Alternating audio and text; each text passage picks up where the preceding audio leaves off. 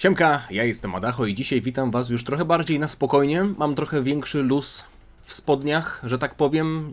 Materiał przy moim kroczu już troszeczkę zluzował. Dzisiaj postanowiłem poodpowiadać na wasze komentarze, reakcje, że tak powiem, społeczności na ostatnie wydarzenia. Co się wydarzyło, już wszystko wiecie, więc o tym wam mówić po raz enty nie muszę. Natomiast, jeśli jeszcze nie wiecie jakimś cudem, to zerknijcie na moje ostatnie filmy. Jeden to jest komentarz na gorąco z najważniejszymi newsami, ten film, który się dość wybił. Mało tego, jak ostatnio sprawdzałem, wrzuciłem nawet posta na kartę posty u mnie na kanał, jak ostatnio sprawdzałem, to był on na, uwaga, 57. miejscu w top 100 podbitych filmów w Polsce. Bardzo wam dziękuję, to jest nasz wspólny sukces. Podejrzewam, że ta liczba się będzie zmieniać, bo to dosłownie z 4 godziny temu był jeszcze na 89. miejscu, także 40 miejsc. Wątpię, żebyśmy weszli do jakiejś top 15 czy top 10, ale powiem wam, że i tak jestem zadowolony, bo to jest drugi raz, z tego co kojarzę przynajmniej w życiu, jak mój film trafia do tych top 100 podbitych. Podbijanie na YouTubie to jest dość świeża opcja, także to podejrzewam, że gdyby to było za czasów emisji pierwszego Dragon Balla Super, to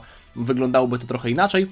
Ciekawostka, pierwszy i do tej pory jedyny film, który, w sensie oprócz tego wczorajszego, dla mnie wczorajszego, bo nagrywam to 26.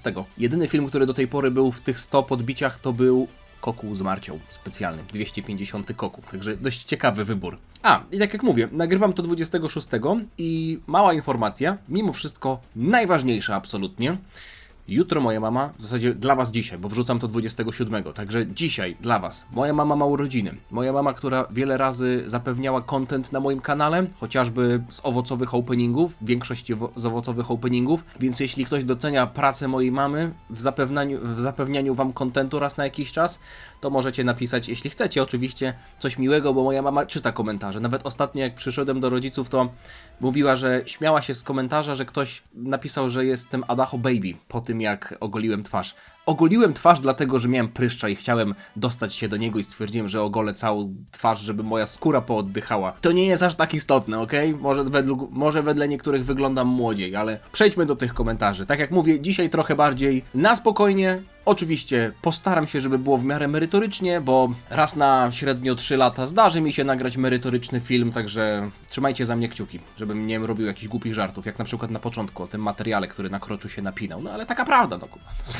Mat F308 8.0. Remaster DBS. No fajnie, fajnie. Wszyscy to znamy. Będzie ładnie, zasługuje na to, żeby było ładnie. Ale na litość boską. To tak powinno wyglądać od samego początku, a nie odwalać fuszerę i za 10 lat robić porządnie. Zgadzam się. Mimo wszystko nie podzielam oburzenia.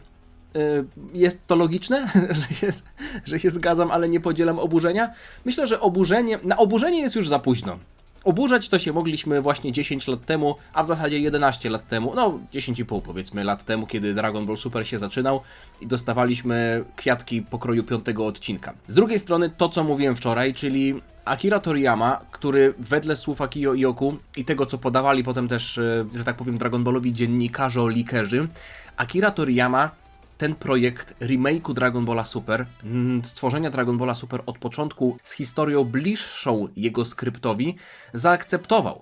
I Dragon Ball Super Beerus jest w produkcji już kilka lat, wedle nieoficjalnych źródeł od 2020-2021 roku. Wiecie co? Zwróćcie uwagę na jedną rzecz. W przypadku Dragon Ball Super Beerus widzieliśmy dość obszerny trailer z wieloma scenami, i scena walki Goku i Beerusa została już zaanimowana, więc to wygląda tak, jakby te 6 odcinków, o których była mowa nieoficjalnie, 6 odcinków anime opowiadającego ponownie sagę z Beerusem zostało już ukończone. Więc oni, wedle Venixysa, produkują już sagę Champ, czyli saga Golden Frizy prawdopodobnie też już jest na ukończeniu, albo ukończona, nie wiem, teraz strzelam z głowy, ale wiecie, w jaki sposób mi się to klei?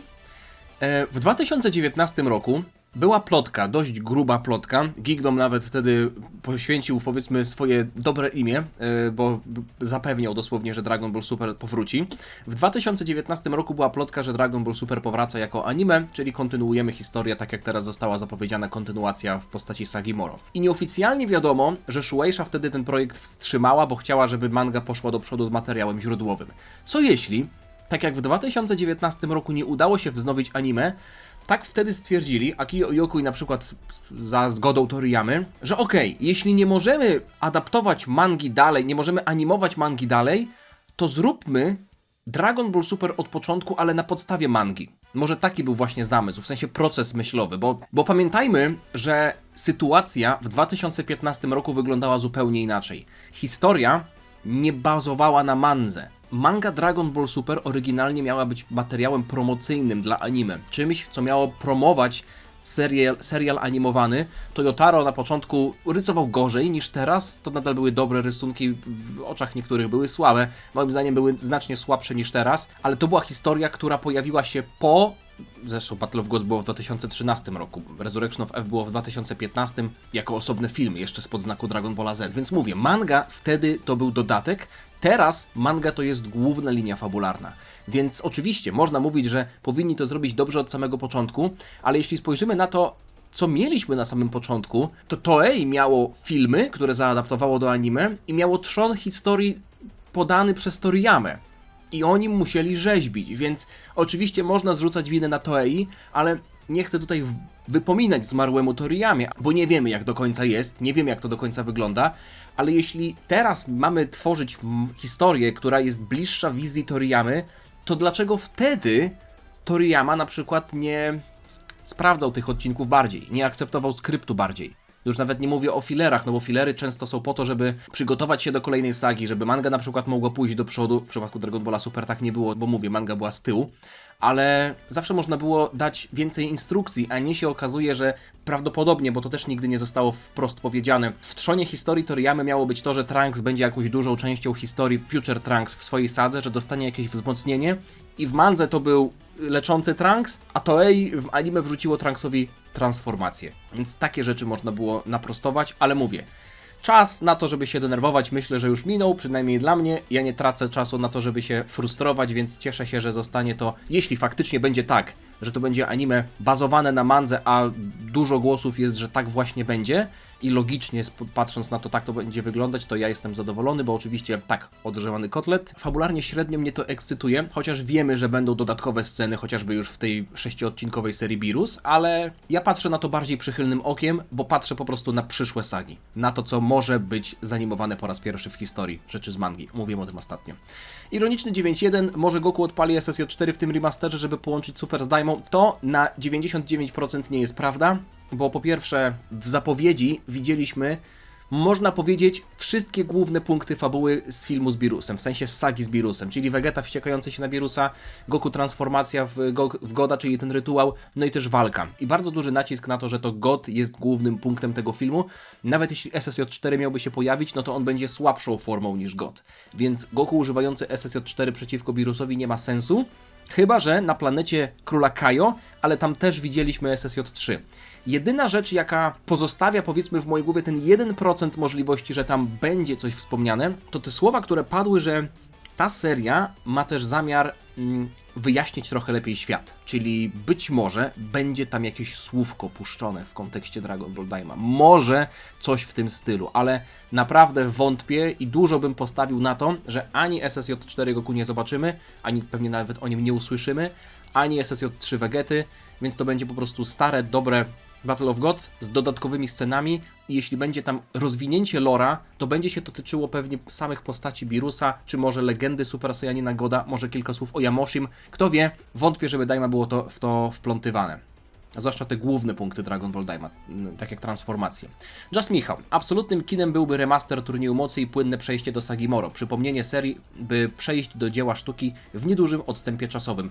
Przypominam, że w przypadku Kai i Final Chapters, końcówki Dragon Balla Z, która była remasterowana właśnie pod postacią Dragon Ball Kai i Dragon Balla Super początku, tak to właśnie wyglądało. Przypomnienie historii z Majin Buu sagi i płynne przejście w Dragon Balla Super.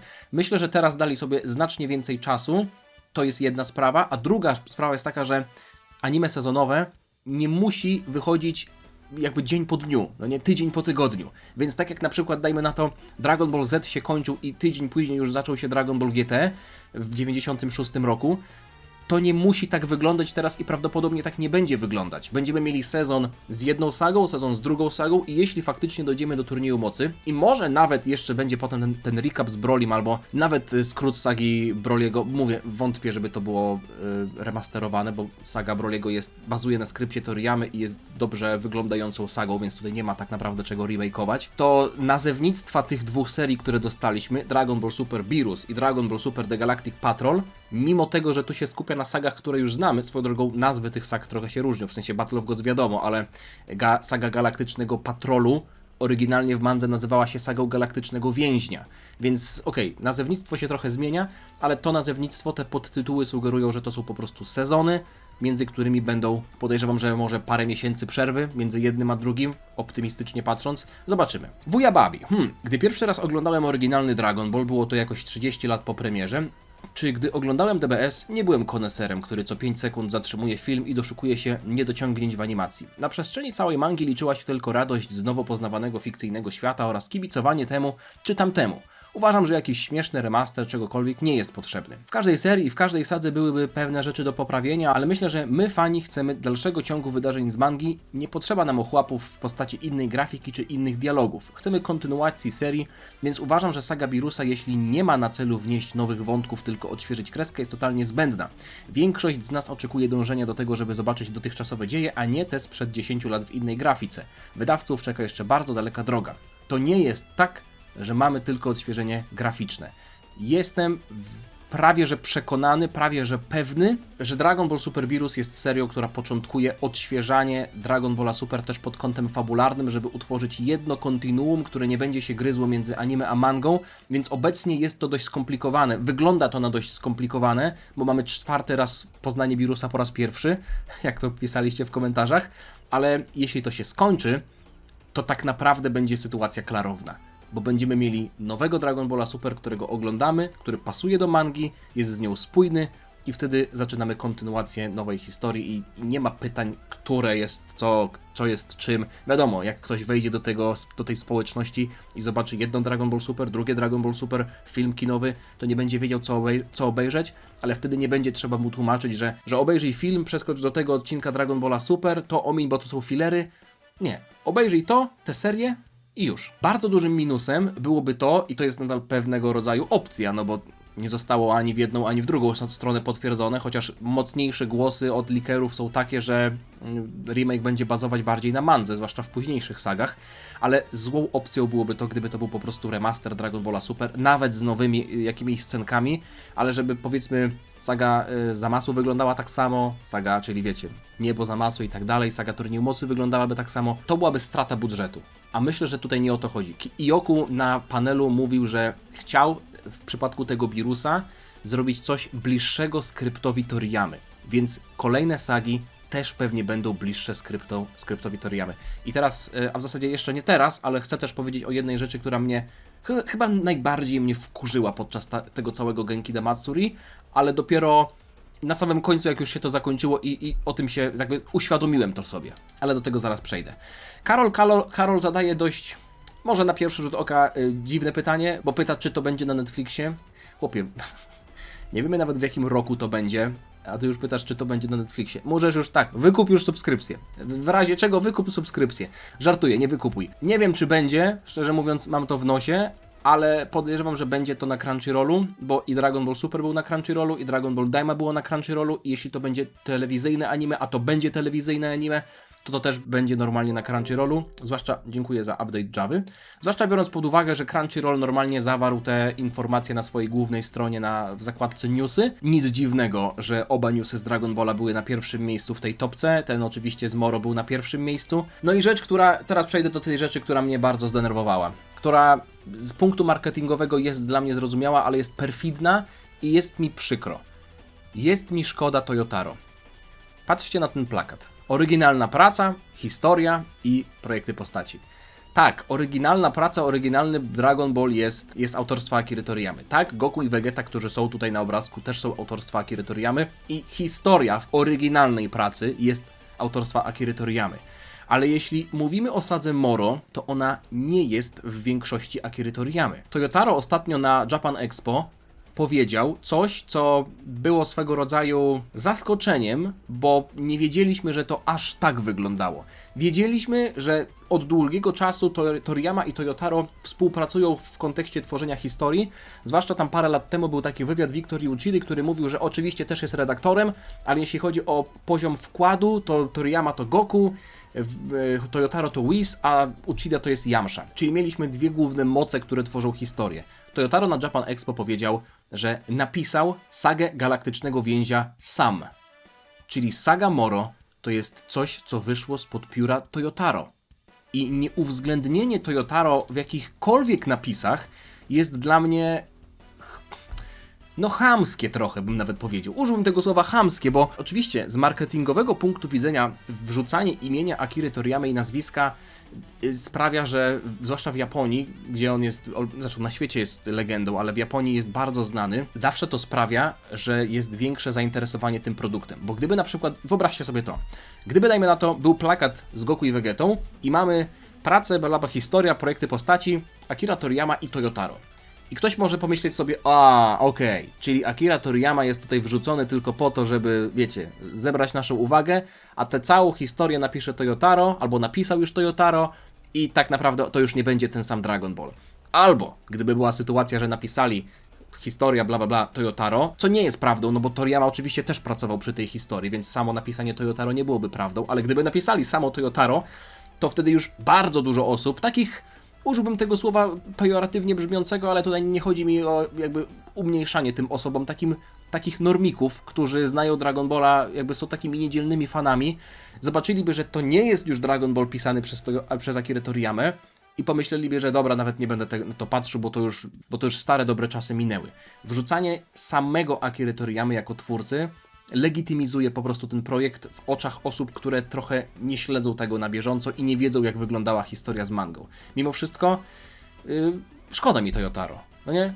Gość napisał zajebistą historię, najlepszą sagę w Dragon Ballu Super, jedną z najlepszych sag w ogóle w historii Dragon Balla i nawet nie jest w napisach. No podejrzewam, że później już będzie gdzieś tam, jak będą napisy podczas faktycznie produkcji anime, no to będzie on tam wyszczególniony, ale na tym plakacie promocyjnym nie ma go tam i to jest przykre. Tomasz00. Jestem podjarany tym remake'em, ale boli mnie nadal ta stara kreska Yamamuro. Wygląda to dobrze, ale szczerze w porównaniu do dzisiejszych anime wygląda to średnio. No ale robienie tylu sag od nowa może by im zjadło za dużo czasu lub kasy. Nie wiem, czasu lub kasy.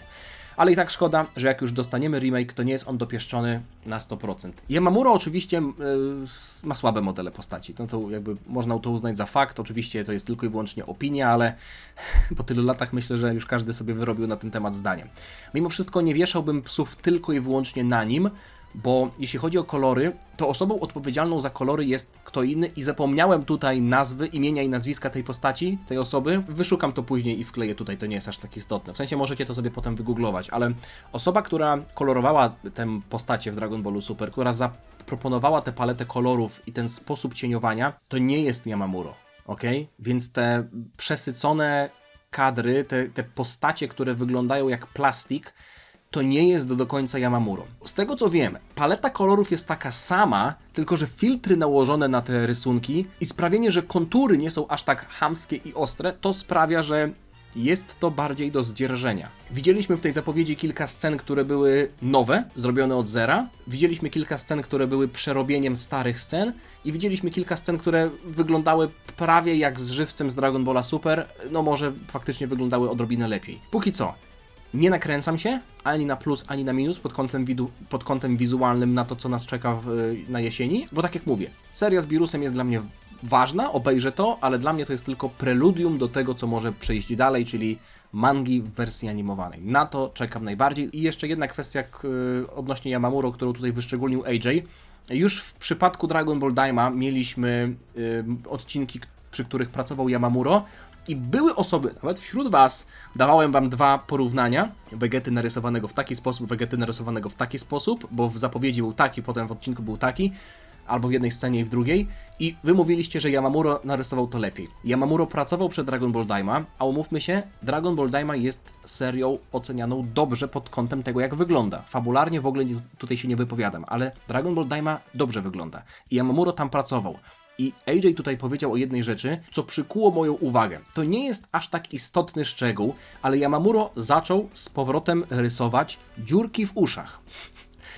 Dziurki w uszach to nie jest aż tak istotne, ok? Mogą być, może ich nie być. Ale fakt, że Yamamuro trochę zaczął zmieniać swój styl i jak AJ tutaj sugeruje, te rzeczy, te drobne szczegóły to jest coś, co zostało mu przypomniane podczas jego produkcji w Dragon Ball Daima, to sprawia, że może faktycznie będzie to podążać za starymi modelami, ale będą one w jakiś sposób podrasowane, żeby nie wyglądały one jak najgorsze lata Dragon Balla Super. Idziemy dalej.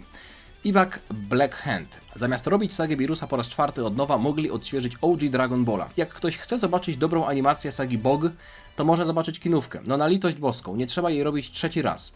Czwarty, biorąc pod uwagę mangę. Dobrze, że dostaliśmy nową sagę, ale po takim czasie ciężko jest mi tym się cieszyć. Szczególnie, że na sagę Moro będziemy musieli poczekać do 27 roku. To nie jest potwierdzone, być może nawet to będzie 28 rok. Nie chcę tutaj Ci psuć dodatkowo humoru, bo z tego co słyszę, Iwan w ogóle się nie cieszy. No, ja nie każę Wam się cieszyć, ale też z drugiej strony były osoby, które trochę wyśmiewały albo obrażały innych, którzy się cieszyli, nie? Jesteście debilami, że się cieszycie, jesteście pelikanami. Nie wiem, czy jest jakieś określenie naukowe na osoby, które nie cieszą się z czegoś, nie są w stanie się, na przykład tak jak tutaj my, cieszyć się jakąś zapowiedzią, więc obrażają innych. Nie wiem, może pies ogrodnika? Ja nie mogę, więc wy też nie możecie mieć. Dem kiedyś nazwał to kultowo Marudą, niszczycielem dobrej zabawy. Pan Maruda, nie? Także może to właśnie taki pan Maruda, niszczyciel dobrej zabawy. Przechodząc do kolegi tutaj Iwana. Odświeżanie OG Dragon Balla w moim odczuciu nie ma sensu ani ze względu na grafikę, ani ze względu na fabułę. Oczywiście OG Dragon Ball miał też filery, ale to wynikało z tego, że manga rysowana przez Akirę Toriyamę musiała pójść do przodu. Więc jeśli obetniemy filery, które równie dobrze można zignorować, to cały trzon historii to jest to, jak Akira Toriyama to narysował w mandze. Wiadomo, nie pracował nad tym sam, bo wiemy, że przy mandze też pracowali jego redaktorzy, oni sugerowali różne zmiany, ale to nie jest tak, że studio animacji wymyślało sobie to, jak na przykład 21 Tenkaichi Budokai będzie wyglądał, więc pod kątem fabularnym nie ma co tutaj tego zmieniać, a pod kątem animacji to jest dość długa seria i poświęcanie budżetu na coś, co prawdopodobnie w dużej mierze trzeba byłoby cenzurować, więc mogłoby to wyglądać lepiej pod kątem wizualnym, bo zostałoby to odświeżone i zrobione w nowej technologii, ale z drugiej strony byłoby uboższe fabularnie, bo trzeba byłoby wyciąć wszystkie żarty Roshiego, zwłaszcza te początkowe, sceny z Bulmą, no to nie ma sensu tak na dobrą sprawę. Taka moja opinia, oczywiście nie musicie się z nią zgadzać, nie? A, zapomniałem pomachać, no bo to film. Dawid Żabka, dzięki za przypomnienie, będzie film, więc machajcie. Jeśli nie wiecie, muszę wam to powiedzieć, bo to jest niesamowite. Nie będę mówił kto, ale Patryk, pozdrawiam cię. Rozbawiłeś nas wszystkich. Jak zapowiedzieli, powiedzmy, sagę Moro, to na początku się zastanawialiśmy, czy to będzie film kinowy, czy seria animowana. No, nie padło to wprost. Wiadomo, mówili anime, ale anime to jest skrót od animation, czyli animacja, animation. No a animacją też jest film kinowy, jest animowany, prawda? Więc teoretycznie to nie musiało nic oznaczać, zwłaszcza, że te napisy były generowane przez AI tam na dole, na bieżąco. Także nie zostało to wprost powiedziane. Gdyby powiedzieli TV series, to wtedy byłoby wiadomo, tak jak powiedzieli to w przypadku Beerusa. Teraz już wiemy, że jest to anime. Ale potem Patryk na czacie zaczął krzyczeć, że capslockiem, to jest film, było powiedziane! No i co? Zobaczcie sami. A w trakcie zdjęć mówili, że to film. What did he see? Że tak powiem. W trakcie robienia zdjęć Urban krzyczał It's a movie. It's a movie, so wave your hands. No chodzi o to, że nagrywają filmik, więc żeby pomachać do filmiku, a nie, że zdjęcie, żeby pozować. No chyba o to chodziło, nie? Nie no... Błagam was. I on w takim teraz w tym momencie Uszatek by powiedział, tu w prawo, spójrzcie, by the way, to jest film, a nie anime, proszę tutaj zapozować. No kurwa, naprawdę?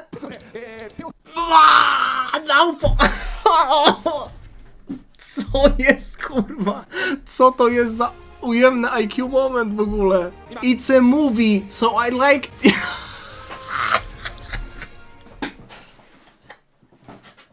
A jakby to było anime, to musielibyście pokazać dupę, a że jest film, to musicie machać rękoma. O, nie trolujcie mnie, proszę, jest druga w nocy, jest trzecia w nocy. On jeszcze do mnie capslockiem pisze, że to jest film. rozchodzić to muszę. Także to jest nowy mem. To jest nasz nowy mem. To jest film, więc machajcie rękami. No i tyle. Propos, tutaj Warfax i sporo innych osób prosiło o zapis live'a. Wiem, to są komentarze już, powiedzmy, wrzucone świeżo po tym, jak ja opublikowałem odcinek. Zapis live'a jest już dostępny od jakiegoś czasu, od wczoraj praktycznie. Ciekawostka polega na tym, że ten zapis live'a został zgłoszony za prawa autorskie, ale nie za to, co wam się wydaje. Nie, to jej nie zgłosiło tego live'a, ani nie usunęło tego live'a ze względu na to, że oglądaliśmy 5 godzin ich streama, zwłaszcza, że ten stream jest teraz usunięty, więc to tak jakbym, wiecie, miał coś na swoim kanale, co oni chcieli usunąć, więc powinni też mój film usunąć. Nie ma z tym póki co żadnego problemu. Muzyka, która była w trakcie tej planszy, taki placeholder, że tak powiem, no nie, ta muzyka z windy dosłownie, która leciała, ona jest objęta prawami autorskimi. A ona sobie leciała praktycznie tam przez całego streama, jak nie było głównych paneli, także... Cóż, trudno. To nie zmienia faktu, że możecie oglądać ten film. Jeśli chcecie, to możecie zobaczyć reakcję naszą na żywo. A, swoją drogą też bardzo dziękuję, że was tyle było. Podejrzewam, że gdyby ten live był o normalnych ludzkich godzinach, jakaś, nie wiem, 18 czy 20 nawet, czy 22, to pewnie pobilibyśmy rekord osób jednocześnie na live'ie, ale i tak to był drugi live, gdzie było ponad 1000 osób. Dziwiłem się, że jest was w środku nocy tyle, bo te ogłoszenia były druga, trzecia. W zasadzie siedzieliśmy tam do 6 ponad, bardzo wam za to dziękuję. Najwięcej było na tym live'ie z ogłoszeń Dajmy, tam prawie 1700, ale to było o normalnych godzinach, nie? Rimuru, wstawaj samuraju, miałeś jakiś dziwny sen. W każdym razie ogłosili Xenoverse 3, anime o Jacko, Daima 2 i kontynuację mangi Dragon Ball SD. Teraz już mogę wprost mówić o tych przeciekach, plotkach, które były, bo tak jak mówiłem jakiś czas temu, to nie chciałem ewentualnie spoilerować. Były jakieś tam... Wiecie, z 4chana wykopy, że niby to będzie anime Dragon Ball SD, czyli tej dziecięcej mangi. Na szczęście nie. Gdyby było tak, że dostajemy to, co mamy obecnie i plus jeszcze ktoś inny robi anime o Jacko, spoko, to jest fajna historia. Jako bonus nie mam problemu. Ale gdyby było tak, że tym projektem jest anime o Jacko, zwłaszcza, tak jak wam mówiłem ostatnio, w momencie, w którym zobaczyliśmy napis The Galactic Patrol, gdyby było The Galactic Prisoner, to ja bym od razu wiedział, że chodzi o Moro, ale było The Galactic Patrol. I nie zauważyłem tego, że jest Dragon Ball Super. W sensie zobaczyłem, ale na początku moją uwagę przykuł napis The Galactic Patrol. Ja mówię albo Jacko, albo Moro. Ja jestem przyzwyczajony do tego, że mnie kopią w dupę, więc to będzie Jacko. To nie jest Jacko. Daima 2, tego bym nawet nie chciał za darmo. A Xenoverse 3? Czemu nie? No wszyscy na to czekają, także niech będzie Xenoverse 3. Góra. Ciekawe, co zrobią z poziomami mocy, bo już są absurdalne. Jak będą to dalej rozwijać, to chyba bohaterowie planetami będą w siebie rzucać. Góra, nie wiem, czy on komentuje to, co jakby zostało zapowiedziane, czy jakby sobie tak po prostu mówi, rzuca teorię w eter, bo jeśli chodzi ci o sagę Moro, no to ona już jest napisana, ona już jest ukończona, mało tego, nawet kolejna saga jest ukończona i postacie w sadze Moro nie rzucają w siebie planetami, mało tego, powiedziałbym nawet, że postacie w sadze Moro, nasze główne postacie albo w ogóle, nie poszły jakoś szczególnie do góry z poziomem mocy w porównaniu do poprzedniej sagi, na przykład do Turnieju Mocy, czy do Broliego. Chociaż w Broli był Gogeta, także Gogeta był w ogóle jeszcze silniejszy. Wiadomo, że w sadze Moro postacie nasze się wzmocniły, ale to nie było tak, że kolejny kolorek, to było naprawdę też coś, co sprawiło, że ta saga była bardzo ciekawa, bo postacie nie miały kolejnej transformacji, w sensie nie będę tutaj zagłębiał się aż tak bardzo w szczegóły. Chodzi mi tylko o to, że wzmocnienia postaci były dobrze wytłumaczone. A i w tym kontekście jeszcze DarkPhoenix.pl. Adacho, powinieneś w tym filmie zareklamować swoje skróty mangi z sagi Moro i Granoli. Taka okazja przegapiona. Szczerze, nie pomyślałem o tym w ogóle. Jakby tamte filmy żyją własnym życiem, ale okej, jeśli chcecie sobie przypomnieć tę historię, mam kilka filmów z sagami mangowymi w pigułce. Jeśli wejdziecie na mój kanał i zobaczycie najpopularniejsze filmy, jeśli jeszcze tego nie widzieliście, a widziałem, że kilka osób już tam sobie zaczęło przypominać sagę Moro i sagę Granoli po tej zapowiedzi. Oprócz tych filmów, z najpopularniejszych filmów na moim kanale polecam wam również Turniej Mocy w pigułce i ciekawostki o niedźwiedziach polarnych. Także to są 4 obowiązkowe materiały, może Turniej Mocy nie, ale te 3, czyli Granola, Moro i Niedźwiedzie, to jest akurat materiał obowiązkowy, także przed wyjściem nowego anime musicie to sobie nadrobić. Suplik. Aha, czyli opieprzali się przez tyle lat, a saga Moro nawet jeszcze nie jest gotowa, a my, fani Dragon Balla, tak traktowani jeszcze się cieszymy, bo łaskawie to zapowiedzieli i będziemy czekać kolejne 2 lata na sagę Moro, a może nawet i dekadę na sagę Granoli. Dekadę? Trochę to niepoważne. Powinni to ogłosić teraz i anime powinno wychodzić już za miesiąc lub 2. Jestem rozczarowany, ale nie zaskoczony. Podzielacie te opinie? Opieprzali się. No, bierz kolego pod uwagę to, że Toriyama zmarł, była przecież cała ta wojna o prawa autorskie. Prawa do anime, do gier, do wszystkiego poza mangą.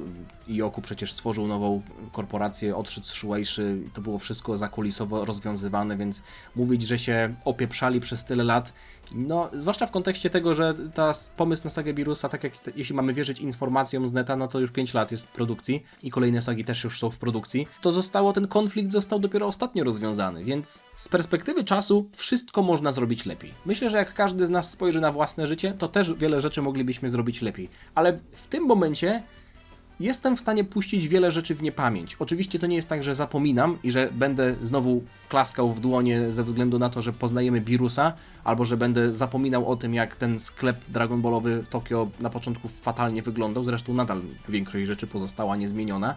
I rozumiem zarzuty osób, które tutaj mówią o dojeniu marki, ale ja już naprawdę wiele miesięcy temu mówiłem, że chciałbym zobaczyć anime Dragon Balla Super podążające za mangą. Czyli mielibyśmy po prostu jedno kontinuum i potem płynnie przechodzimy w sagę Moro, żeby wszystkie osoby, które mangi nie znają, no bo wyobraźcie sobie na przykład, że ktoś w ogóle nie czytał mangi i teraz przechodzimy do sagi Moro i on się na przykład zastanawia, czemu Goku nie użyje Blue Kaiokena? Na przykład, nie? No bo w mandze nie było Blue Kaiokena, ale jak wyjaśnić to człowiekowi, który nie czytał mangi? Najpierw to musiało być w anime, więc po to mamy powtarzanie historii i potem mamy przejście płynne w Moro, żeby każdy miał jasną sytuację. Zwłaszcza tacy najbardziej prostolinijni fani Dragon Balla, którzy śledzą tę serię tylko w telewizji i nawet nie wchodzą na komputer, tylko oglądają to na Fuji TV i tyle. Czy tam na jakimś innym kanale.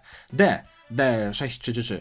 Miejmy nadzieję, że pani Masako wciąż ma siłę na dubbingowanie Goku. Widziałem też inne komentarze tyczące się aktorów głosowych. Były komentarze na przykład mówiące, żeby dać tej babci spokój. Ja z tego co widziałem, pani Masako Nozawa całkiem dobrze się bawiła na tym panelu. Wiadomo, no nie ma już aż takiej dużej siły i zmuszanie jej do krzyków może nie jest zmuszana. Przecież ona wiele razy się wypowiadała, że ona chce dubbingować Goku do jeszcze ze 100 lat, no nie? Więc to nie jest kwestia tego, że ją zmuszają. Ona chce to robić i dobrze to robi, więc okej. Myślę, że oni nie są głupi i oni nie zakładają, że jak pani Masako Nozawa powiedziała, że będzie to jeszcze dubbingować przez 100 lat, to nie musimy szukać zastępcy, albo nie musimy się martwić, nie? Jak ona tak powiedziała, to na pewno tak jest. Chuj, że ma 80 parę lat.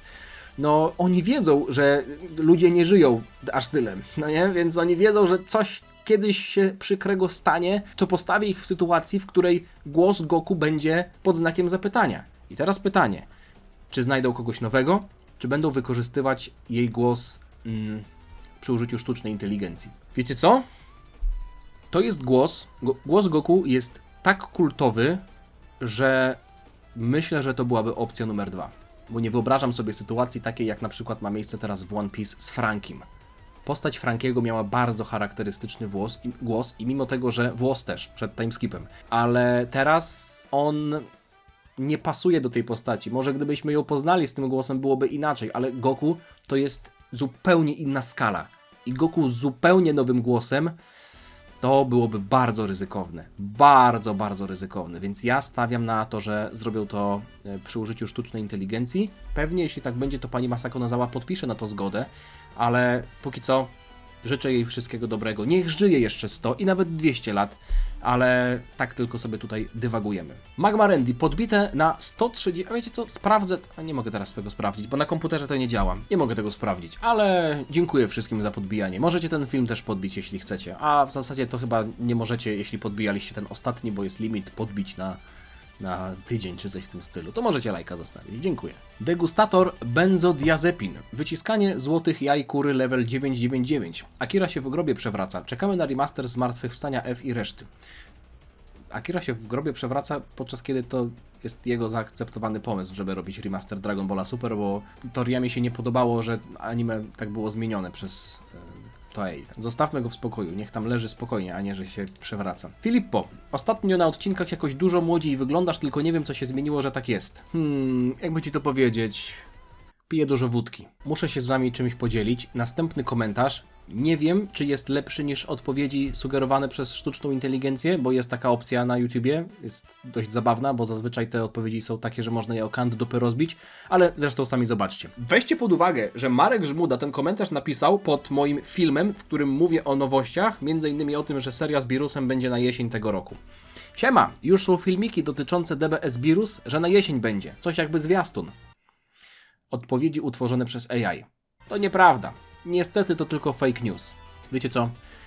Dużo osób martwi się, że sztuczna inteligencja wygryzie pracowników, wiecie, że zastąpi człowieka i człowiek zostanie bez pracy. Ja chyba się jeszcze o to nie martwię. W sensie o siebie. No nie, o siebie się nie martwię. Indrid Colt. Nie wiem, z czego się cieszycie, DBS. Nie możecie się cieszyć. Nie wiem. DBS już od dawna jest kierowany do młodszej widowni. Już nie zobaczymy w DBS, jak postać dostaje obrażenia fizyczne, tylko jakiś kurz, brud na ciele, Moro w mandze przebija Goku na wylot. Tego nie zobaczymy. Albo tylko w negatywie. Scenę Gdzie tutaj są przecinki? Znaczy są, ale nie wszędzie tam, gdzie trzeba. Albo tylko w negatywie scenę. DB skończył się na DB Busaga. Mało tego, postacie wyglądają jak muminki. Ej, kurwa, muminki ty szanuj, dobra? Bo ci Buka przyjdzie i zapuka. Powinni zrobić kreskie ze starym stylem rysowania z zetki. Okej, Indrid Colt już obejrzał to wszystko, więc wie, jak to będzie wyglądać. Nie mówię, że nie. Może tak będzie wyglądać i chciałbym mimo wszystko ten dość chaotyczny komentarz obrócić w rozmowę na pewien temat, który jest istotny, czyli cenzura i to, czy adaptacja sagi Moro faktycznie to będzie wierna adaptacja tego, co widzieliśmy w mandze. No bo wiemy, że ta saga jest momentami bardzo brutalna i no niby w Dragon Ballu Super już widzieliśmy, jak Goku jest przedziurawiony, ale często to był jakiś właśnie kurz, czarna plama i to w zasadzie nie oddawało tego, co ta scena powinna oddawać. Ale pamiętajmy o tym, że Dragon Ball Super pierwsze było emitowane w okolicach godziny 9 w ogólnodostępnej telewizji i to był raczej taki timeslot zarezerwowany dla anime dla dzieci. Dragon Ball Daima z drugiej strony, z tego co wiemy, było w Japonii puszczane w okolicach godziny 23. Co, umówmy się, że nie jest timeslotem dla dzieci, ale Daima była serią dla dzieci. Godzinówka może nie była dla dzieci, ale to była seria dla dzieci. Jeśli chodzi o Dragon Ball Super, nie zdziwiłbym się, gdyby ta seria wróciła do godzin porannych, ale z drugiej strony na pewno są jakieś rozmowy tam na górze, żeby nie zrobić takiego blamażu z cenzurą, jak był na początku, no bo wyobraźcie sobie na przykład sagę Granoli. Nie chcę tutaj mówić o konkretnych scenach, ale ta saga była jeszcze brutalniejsza momentami niż saga Moro. I gdyby to wszystko cenzurować, to byłaby katastrofa. To równie dobrze można jej nie opowiadać w takim razie, no bo są momenty, w których ta brutalność stanowi główny punkt fabuły. A jeśli mielibyśmy to wyciąć na poczet jakiejś właśnie cenzury, to byłaby katastrofa. Nawet jeśli to miałoby ładnie wyglądać na innych płaszczyznach. Więc myślę, że jest za wcześnie, żeby o tym mówić.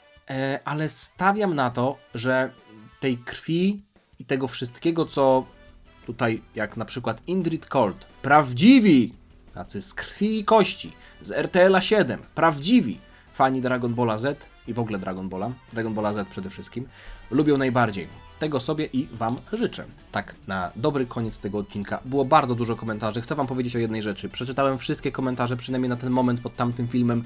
Było sporo miłych słów, podziękowań za to, że wrzucam dla Was filmy i bez spania i tak dalej. Bardzo Wam za to dziękuję. Przeczytałem każdy komentarz. Nie chciałem już nawet wszystkich serduszkować. Już stwierdziłem, że po prostu powiem o tym w filmie. Tak jak Wy mi dziękujecie, ja też muszę Wam podziękować i poprosić o jedną rzecz. Dziękuję Wam za to, że oglądacie te filmy. Mam nadzieję, że w wielu z Was wróci zajawka na Dragon Balla i może będziecie też oglądać inne filmy na moim kanale, bo ja właśnie dużo nagrywam o Dragon Ballu przez te wszystkie lata, codziennie, także to jest tutaj też jest związana moja prośba. Nie, żeby oglądać wszystkie moje filmy, bo oglądajcie sobie co chcecie. Oczywiście dziękuję, jeśli ktoś się na to decyduje, ale jak już będzie ten moment, że na przykład w 2027 albo 2028 roku rozpoczniemy oglądać sagę Moro i ten hype na Dragon Balla Super wróci i wszyscy będą oglądać Dragon Balla Super i wszyscy będą mówić o Dragon Ballu Super i wszyscy będą nagrywać o Dragon Ballu Super, proszę Was o jedną rzecz.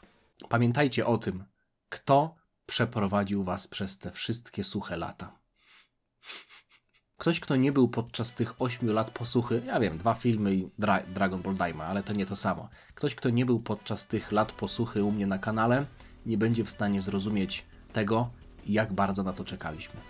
Dziękuję Wam wszystkim, tym weteranom, ale też nowym widzom. Wszyscy na moim kanale są mile widziani, niezależnie od tego, ile macie lat, kiedy zaczęliście oglądać Dragon Balla, czy w ogóle lubicie Dragon Balla.